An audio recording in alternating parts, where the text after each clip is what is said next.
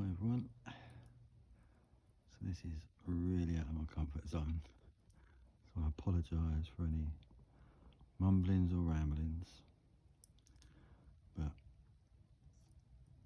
we've been asked a few times to put together a video about the nest and more therapies and Kimmy's kitchen, and sorry for the camera jog, and yeah, basically what it is, and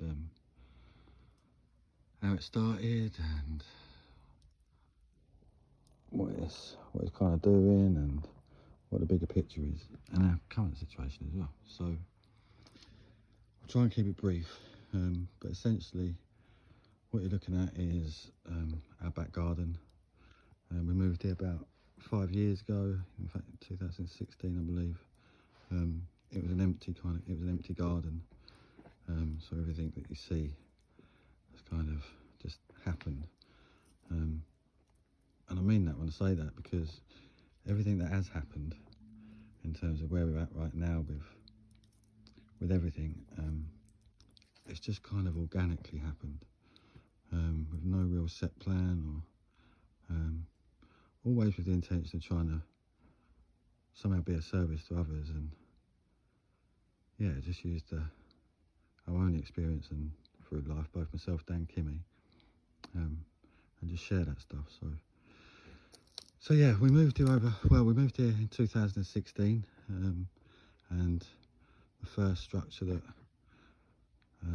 a landlord kindly gave us permission to put up was actually a structure, I hope I'm not making you dizzy, which we'll go into in a moment. In fact, we'll go there now. So this was the structure that I built Kimmy when we moved here.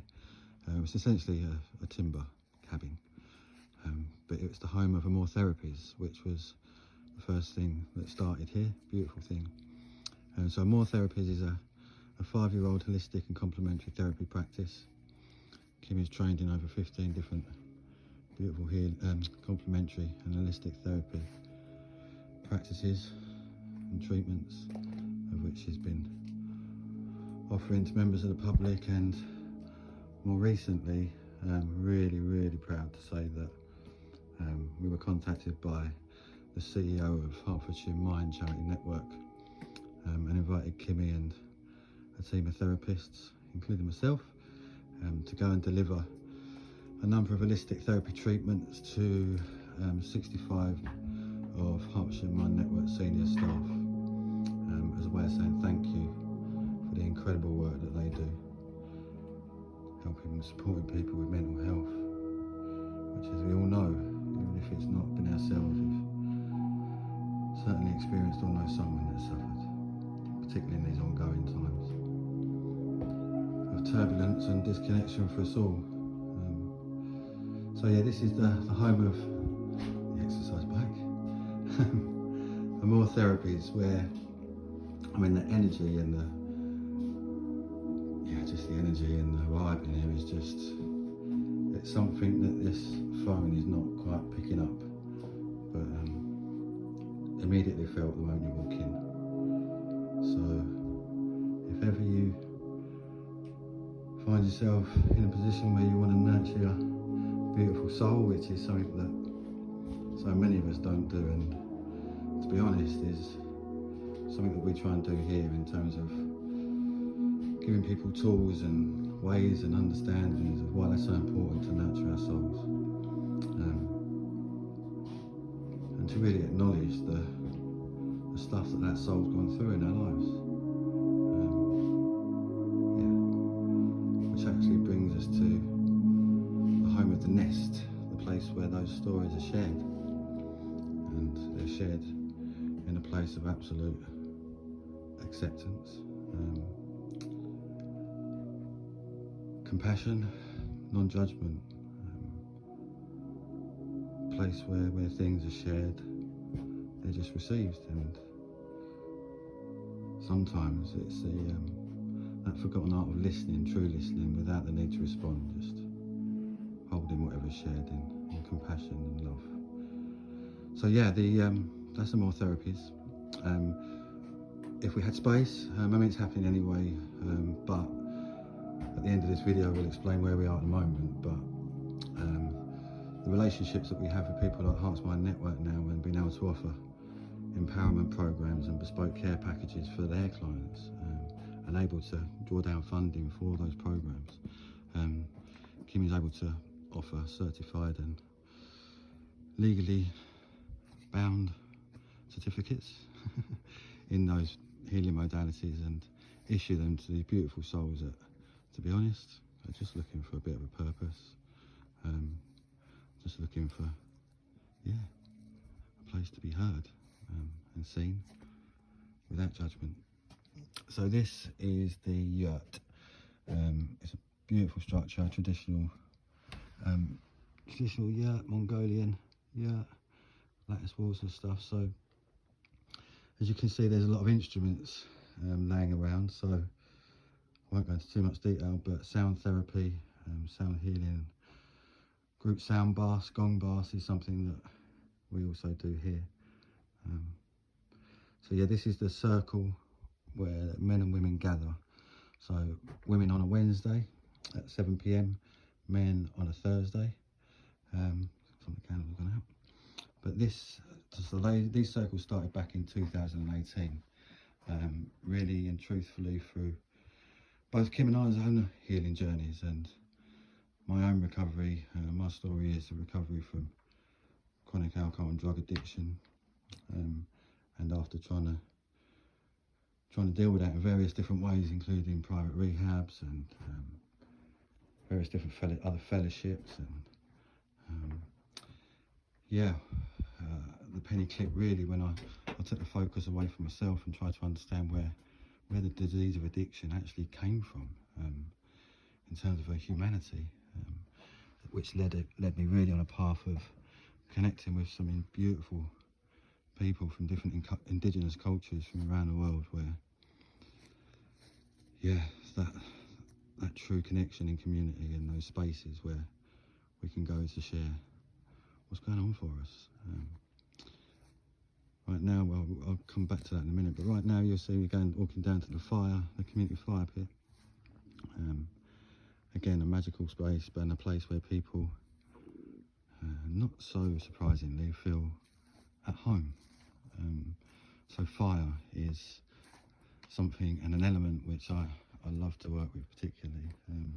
A lot of one-to-one talking therapy goes on down here. It's in my own experience. I try and, I've always got time to sit and listen to somebody who's suffering, regardless of what it is. It doesn't matter. It doesn't have to be a substance. It can be anything. But my experience of sitting with some really beautiful people over the last 5 years, since starting here, is they weren't actually craving a drink or a drug or any of that. They were simply craving one thing. They were craving love.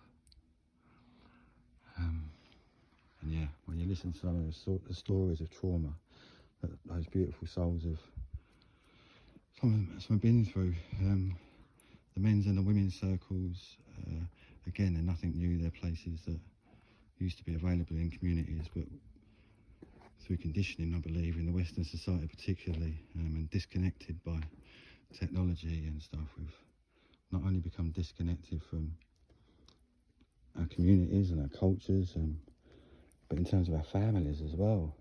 This very fire here, once upon a time, before TV and media and stuff, in every home, in the morning they'd come and sit, and there was no TV and radio to turn on and listen to stories and news. It was light the fire, get your porridge, let's talk about our day, or even talk about what we're worried about our day, and off we'd toddle and do our stuff, and we'd come home, probably light the fire again and talk about our day. And how it left us feeling, and real connection in families. And we hear a lot of stories here, and we hear a lot of stories of disconnected families, and through no fault of their own, just through through unhealed pain, really, through we're all products of our upbringing. That is one thing that most definitely I stick by, and how that hurts in the soul if it's not dealt with. But yeah, I'm waffling now, but this is definitely a place that seems to attract those souls that, yeah, they're just a little bit hurt and no one's ever listened to them. So that really, the benefits of doing that and sharing that stuff, not only on a one-to-one level, but in our communities and our families in particular, it just brings about so much healing. There's a poem which is read out at the start of cups. This place is open 24/7, so there's always cups laying around, and that's partly my fault because I'm chaotic. But yeah, so coming back to the, I'm not sure where to go and sit at all. Coming back to the nest and the connections that we've made since starting, but really through lockdown, and continuing those safe, heart-centered support circles, because yeah, they're really needed, and particularly in these times, we've certainly seen an increase of people suffering and scared and frightened. So yeah, everything up until now has been self-funded. Beautiful wife Kimmy, she has some incredible life experience. Worked for 7 years in a drug and alcohol rehabilitation centre in Harlow, Essex, called Passmore's House. Ironically, only this evening we had a beautiful man, part of that amazing recovery movement, but heard about the nest and heard about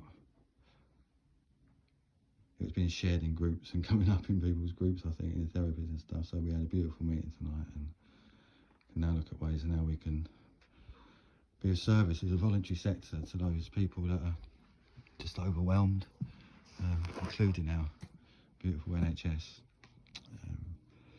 Thank heavens for the rise of things like social prescribing, which is another thing which, well, that's a passion of mine now, and trying to spend every moment I can on trying to get an understanding of the whole social prescribing model and how I believe, and now we've seen here and witnessed just about what value that voluntary sector can be. And yeah, just simple. Open up your doors, light a fire, have a chat, drop from the head to the heart, and just listen. And it's having some incredible results, not just with people dependent on substances and alcohol because they're hurting, but all sorts of other pain and trauma, PTSD. The men's circles seem to be a space that people like our beautiful veterans and people in those frontline services, we certainly see those beautiful souls come and feel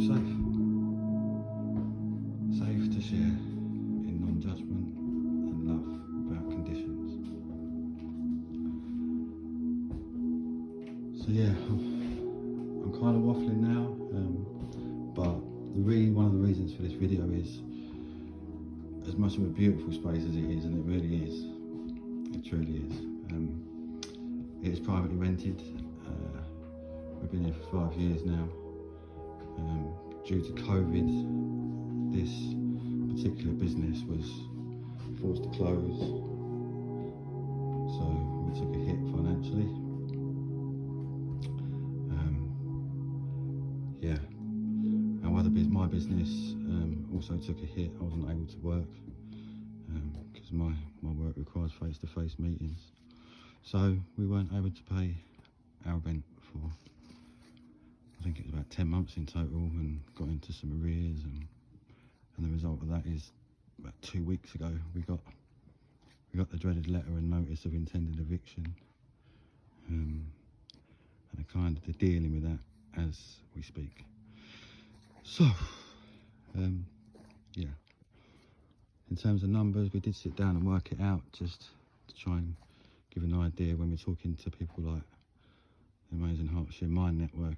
We're due to meet them as soon as they can. I received a call last Wednesday from a beautiful lady at a drug and alcohol service here in Hertfordshire, who again, they've heard the nest mentioned and really want to start building those relationships, and from the voluntary sector to those care services that are just overwhelmed. But we can offer a safe space, and it works, it really does. We were truly blessed to have a dear friend and very close brother of mine now. There'll be a link at the end of this video or email, whatever, however we send it.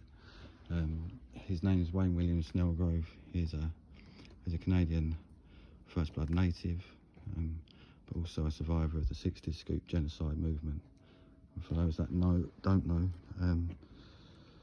the Canadian government stormed the native reservations back in the 60s and took a number of babies from their mother, and Wayne was one of them. So the day he was born, he was taken and put into care and handed over to a Western family, where his soul, and this is where we connected, his soul was destroyed and taken, and he was broken and ended up addicted to various different drugs, crack cocaine, heroin, meth over there. Unfortunately, we see so many of those indigenous cultures now. The Aborigine is just riddled with the disease of addiction because the connection's been taken from them. It really has. And the medicine for that pain comes in the form of mind-altering substances. That was my experience as well. But yeah, and unfortunately the criminal justice system, the way that they deal with those people is they try and punish the pain out of somebody that's hurting, and it doesn't work. So we do also attract quite a lot of people that maybe have just come out of prison, feeling guilty and full of guilt, shame and remorse, but not understanding that maybe the reason that they were doing that and they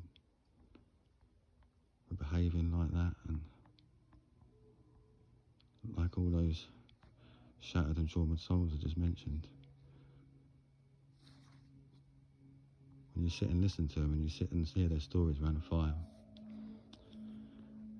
and you hear about what their soul has been through, and yeah, you start to understand why.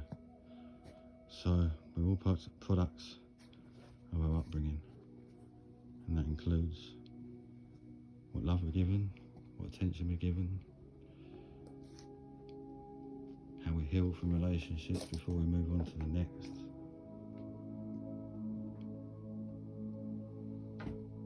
And yeah, so they're not craving the drink, they're not craving the drug, craving one thing only, craving that one thing. So yeah, if there's anything any of you guys can do to help our situation and help us live our dreams and evolve our bigger picture and our vision, there is a vision, and there is a document, and there's a business plan, and there's a way to make it happen and viable and sustainable. But yeah, we need to find a new home